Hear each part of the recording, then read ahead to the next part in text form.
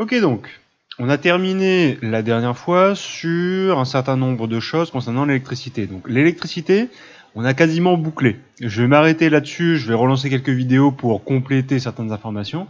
Mais là, on va passer à un autre chapitre parce que c'est un assez gros morceau et je veux que ça soit fait avant la fin de l'année. D'accord? Donc, on quitte le domaine de l'électricité avec donc la puissance électrique, l'énergie électrique, les systèmes de protection et la pale de courant. Et on va attaquer autre chose. Cette fois-ci, on va revenir sur les notions de mécanique. Donc, pour vous repérer un peu, si vous voulez noter quelque chose, on note les traces écrites dans le cahier. Vous pouvez déjà prendre une nouvelle page et noter le titre du nouveau chapitre, le chapitre de mécanique qu'on va attaquer dès maintenant. D'accord? Alors, on va commencer doucement avec quelques rappels qu'on ne fera pas forcément dans le livre avec une activité que je vais vous montrer ici. Mais là, je vais rappeler dans ces vidéos-là, dans ces deux vidéos-là, pas mal de choses concernant l'étude de mécanique. Alors, quand je parle de mécanique, pour rappel, je ne parle pas de la mécanique technologique, c'est-à-dire qu'on ne va pas mettre les mains dans le cambouis à essayer de décortiquer un moteur ou ce genre de choses. Non. L'étude mécanique, l'étude de mécanique en physique, c'est l'étude du mouvement. D'accord? Donc, quand on étudie le mouvement d'un objet, on est obligé de passer par différentes étapes. Donc je les rappelle ici, et on va les rappeler ici, avec un peu plus de détails. Quand je fais une étude de mécanique, il y a un certain nombre de choses que j'étudie en fait. J'étudie le point de vue, c'est-à-dire de quel endroit où je me place pour pouvoir décrire le mouvement des objets. Forcément, je décris le mouvement, et quand je parle de mouvement, il faut que je parle de trajectoire, c'est-à-dire comment ça bouge, et de la vitesse, c'est-à-dire à quelle vitesse ça bouge, et aussi, et ça, chose de l'année dernière qu'on a vu, au niveau des forces, c'est-à-dire qu'est-ce qui met en mouvement un objet, qu'est-ce qui s'applique sur cet objet, qu'est-ce qui le force à bouger de telle ou telle façon ou à avoir tel ou tel mouvement. Donc, quand je fais une étude de mécanique, j'étudie l'intégralité de ces points-là. D'accord? De façon un peu simplifiée, mais là, c'est ce qu'on va justement essayer de revoir, parce qu'il y a autre chose. On va rajouter, durant ce chapitre-là, pour cette année, la notion d'énergie et de quantification de force. D'accord? Alors, comment on va faire? On va faire une petite activité, celle-ci, d'accord? Qui est sous un format PDF que je mettrai sur Web Collège, n'oubliez pas, pour que vous puissiez la faire éventuellement au fur et à mesure, ou alors répondre simplement aux questions là, comme c'est précisé ici, au fur et à mesure sur votre cahier. Bien évidemment, comme d'habitude, je fais la phase d'explication de l'intégralité des questions pour ensuite faire la correction dans une autre vidéo. Ok? Donc l'objectif, c'est ici de faire les 7 questions qui sont là. Ce sont ces 7 questions de rappel de mécanique de 5e et de 4e. D'accord? À vous d'essayer de voir ce dont vous vous souvenez. N'hésitez pas éventuellement, c'est un bon exercice, à chercher dans les cahiers de l'année dernière, si jamais vous les avez encore, ça peut vous entraîner à chercher dans un document assez dense, on va dire. D'accord? Et donc d'essayer de faire les 7 questions qui sont là, avec surtout les souvenirs que vous avez de l'année dernière. Il n'y a rien de nouveau là-dedans. Uniquement ce qu'on a fait les années précédentes. Ok? Alors, j'explique question par question, ça va être relativement court, relativement rapide, pour que je puisse vraiment vous montrer l'intégralité dans la seconde vidéo de correction. D'accord?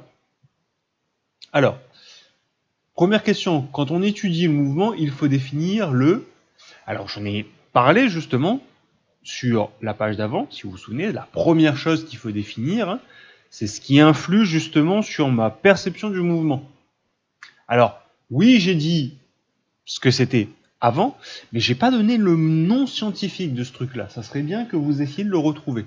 Donc, quand j'étudie un mouvement, il faut d'abord définir il y a un mot scientifique. Si vous ne l'avez pas, reprenez éventuellement ce que j'ai dit juste avant. D'accord? Décrire chacun des mouvements suivants, c'est-à-dire vous avez un mouvement, vous avez 3 mouvements ici, là. Une balle, par exemple, qui roule par terre, et on fait une chronophotographie. Je reviendrai sur ce mot chronophotographie après. Donc la balle qui roule là, et au fur et à mesure, on a fait des photos, on les a tous superposés. Et donc il faut décrire le mouvement. Décrire le mouvement, souvenez-vous, on décrit à la fois la trajectoire et à la fois la vitesse. Donc la description de votre mouvement est constituée de 2 mots. Donc ici, il faut qu'il y ait 2 mots, ici, il faut qu'il y ait 2 mots, ici, il faut qu'il y ait 2 mots. D'accord? Donc, comment ça bouge, de quelle façon, en utilisant bien évidemment les mots scientifiques, en pas utilisant ça va droit. Non, c'est pas ce mot-là que je veux. On a vu des mots scientifiques pour dire ça va droit, ça va en cercle, ça va de façon un peu bizarre. D'accord? Donc c'est ces mots-là que je veux avec la description de la vitesse. C'est-à-dire, c'est pas question que ça va vite, ou ça va lentement, ou ça va à vitesse constante. Pareil, on a vu des mots à ce niveau-là. Ok? Troisième question, la formule de la vitesse. Ça doit aller relativement vite. Pour calculer la vitesse, quelle est la formule que j'utilise? On a fait un rappel quand on a commencé à voir les premières formules. Si jamais vous êtes un peu perdu, souvenez-vous de l'unité. 50 km/h par exemple. On décrit la vitesse en km par heure. Km par heure. Ça doit vous donner une indication sur la formule de vitesse que je dois utiliser. D'accord? Quatrième question. On commence à attaquer les forces ici. 2 catégories de forces. Toutes les forces qui existent, on peut les résumer en 2 catégories. La plupart, en tout cas. Alors, ces 2 catégories-là, c'est quoi? Essayez de faire la différence entre lorsque je pousse un objet avec mon doigt ou lorsque je saisis un objet, c'est une catégorie de force, de l'électricité statique et de l'aimant. D'accord? Essayez de voir à partir de là. Lorsque je prends un objet avec un doigt, une main, ou que je pousse un objet avec un doigt, c'est une catégorie. Et l'électricité statique, les champs magnétiques, les aimants et ainsi de suite, c'est une autre catégorie. Alors comment je les classe? C'est quoi les 2 catégories que j'utilise? D'accord? 5e question. Quelles sont les 4 caractéristiques d'une force? Lorsque j'étudie une force qui s'applique sur un objet, par exemple ici, là, le bonhomme il est en train de pousser, d'accord? Donc il va créer une force. Donc lorsqu'il va exercer une force, on cherche 4 caractéristiques. Quand j'étudie une force, je cherche 4 informations. Les 4 informations, même si j'ai pas la force en tête, je vois à peu près comment elle agit. Par exemple, dans le cas ici, là, si je connais ces 4 caractéristiques, ces 4 informations, je sais exactement ce qui va lui arriver au cube. C'est ces 4 caractéristiques-là que je cherche, pardon. D'accord? Donc, c'est ça. 6e, quels sont les effets d'une force? Globalement, une force, ça fait quoi? C'est-à-dire sur un objet, lorsque j'exerce une force sur un objet, qu'est-ce que ça va provoquer? Qu'est-ce que ça peut entraîner? Si j'exerce une force sur un objet, qu'est-ce qui va lui arriver? Si j'exerce une action un peu plus différente sur un objet, qu'est-ce qui va lui arriver? D'accord? C'est les différents cas. Globalement, il y en a 3. Ok? Et 7e question, dessine la force de poussée de la personne de 250 newtons en respectant l'échelle. 1 cm égale à 100 newtons.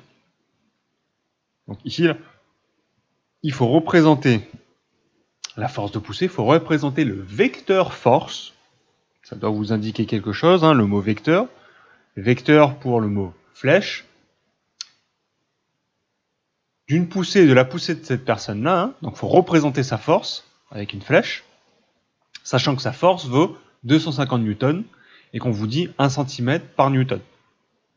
D'accord? Donc votre flèche, en fait, elle doit avoir une certaine direction, c'est vrai, elle doit avoir une certaine longueur aussi, en fonction justement de l'intensité de la force et en fonction de l'échelle qu'on vous impose.